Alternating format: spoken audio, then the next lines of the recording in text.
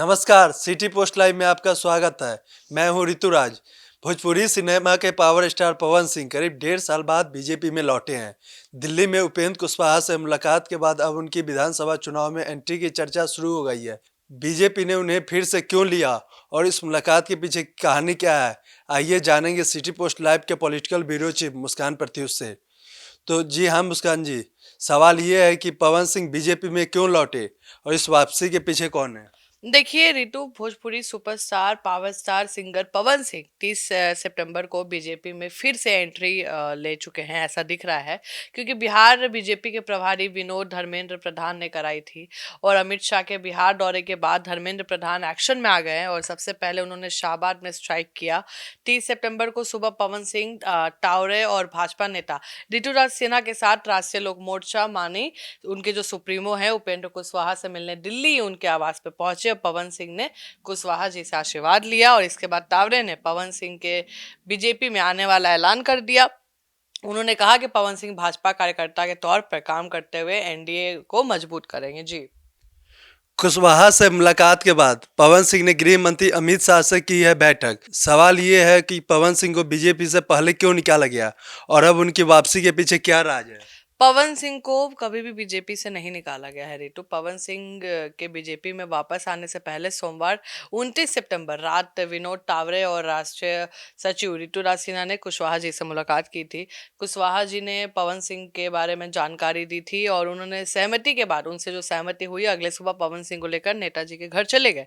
2024 लोकसभा चुनाव में भाजपा ने पवन सिंह को पश्चिम बंगाल आसनसोल सीट से टिकट दिया था। तब ममता बनर्जी की जो टीएमसी ने काफी विरोध किया था और पवन सिंह को बंगाली महिलाओं पर आधारित भोजपुरी गानों के लिए ट्रोल किया गया था और टिकट देने के बाद वो टिकट वापस ले लिया गया था।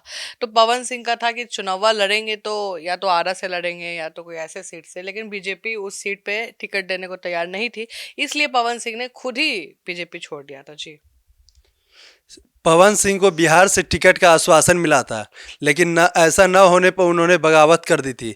ऐसे में बीजेपी ने उन्हें क्यों वापस बुलाया है? देखिए, जब टिकट नहीं मिला तो उन्होंने पार्टी से बगावत कर निर्दलीय लड़ने का ऐलान कर दिया था। वे काराकट से अकेले चुनाव लड़े और दूसरे नंबर पर रहे, लेकिन उनके कारण एनडीए उम्मीदवार उपेंद्र कुशवाहा चुनाव हार गए थे। निर्दलीय चुनाव लड़ने पर 22 मई 2024 को भाजपा ने पवन सिंह को पार्टी से बाहर कर दिया, ऐसी खबरें आ रही थी। उस वक्त पवन सिंह प्रदेश कार्य समिति के सदस्य थे। सवाल सबके जेहन में है, क्या पवन सिंह इस बार विधानसभा चुनाव लड़ेंगे? बिल्कुल लड़ेंगे रितु। और हाल ही में पवन सिंह ने बिजनेस टाइकॉन नशनीर ग्रोवर के reality show rise and fall को छोड़ा है और शो से बाहर आने के दौरान उन्होंने कहा था कि मेरी जनता ही मेरी भगवान है और चुनाव के समय मेरा फर्ज है कि मैं उनके बीच रहूं। इसका मतलब साफ है कि वो राजनीति में एक्टिव होंगे। माना जा रहा है कि पवन सिंह आरा या काराकट से चुनाव लड़ सकते हैं और शाहबाद का जो जातीय समीकरण है, पवन सिंह भोजपुरी जिले से आते हैं, राजनीतिक दृष्टिकोण से शाहबाद एरिया का हिस्सा है और शाहबाद में 4 जिले हैं, भोजपुर, बक्सर, रोहतास और कैमूर आते हैं, जिनमें 22 विधानसभा सीटें हैं। तो शाहबाद की जो राजनीति है उसमें यादव, कुशवाहा, राजपूत प्रभावित करते हैं। करीब 10 से 12% कुशवाहा और राजपूत के करीब 15% तक है। तो राजपूतों का ज्यादा असर रोहतास और भोजपुर में है। तो इस एरिया में यादव करीब 20% तक ही है। यही कारण है कि तीनों में से कोई भी 2 जाति अगर एक साथ मिलते हैं तो समीकरण बदल सकता है। पवन सिंह राजपूत समाज से आते हैं और उनके पीछे समाज मजबूती से खड़ा है। क्या यही उनकी जीत की कुंजी बनेगा? देखिए, 2024 लोकसभा चुनाव में पवन सिंह काराकाट से अकेले चुनाव लड़े और दूसरे नंबर पर रहे। उनको 2 लाख से अधिक वोट मिला था और एनडीए के प्रत्याशी उपेंद्र कुशवाहा से 21,000 अधिक था। और शाहबाद से आने वाले पूर्व केंद्रीय मंत्री आर के सिन्हा के तेवर भी भाजपा पे कड़े थे, क्योंकि वो भी हार गए थे। ऐसे में उस एरिया में एनडीए को राजपूत वोटरों के साथ रखने के लिए किसी मजबूत चेहरे की जरूरत थी। पवन सिंह के साथ आने से ये पूरा हो सकता है, क्योंकि पावर स्टार हैं और लोकप्रिय हैं। स्टारडम ऐसा है कि लोग पागल हो जाते हैं उनके साथ फोटो खिंचवाने के लिए। तो पवन सिंह की लोकप्रियता भोजपुरी भाषा, ग्रामीण और शहरी वोटरों में बराबर है, इसलिए उन्हें नजरअंदाज करना मुश्किल था और पवन सिंह ने चुनाव लड़ने का मन बना लिया है। ऐसे में बीजेपी को लगा कि अगर उन्हें नहीं मनाया गया तो लोकसभा चुनाव की तरह नुकसान पहुंचा सकते हैं। तो आरजेडी से भी उन्हें ऑफर मिल रहा था, क्योंकि उनकी फोटो भी, तस्वीर भी सोशल मीडिया पर वायरल हो रही थी। पवन सिंह और उपेंद्र कुशवाहा की यह मुलाकात क्या ये सियासी संदेश देता है? देखिए 30 सितंबर को पवन सिंह जब कुशवाहा जी के घर गए थे, उन्होंने पैर छूकर आशीर्वाद लिया। इस तस्वीर कहीं ना कहीं जो बाहर आई है दिखाती है कि उपेंद्र कुशवाहा के साथ पवन सिंह की जो तस्वीर है वो उनके समर्थकों के लिए है। जमीन तक मैसेज पहुंचाना है कि दोनों नेता राजपूत कुशवाहा एक हो गए हैं।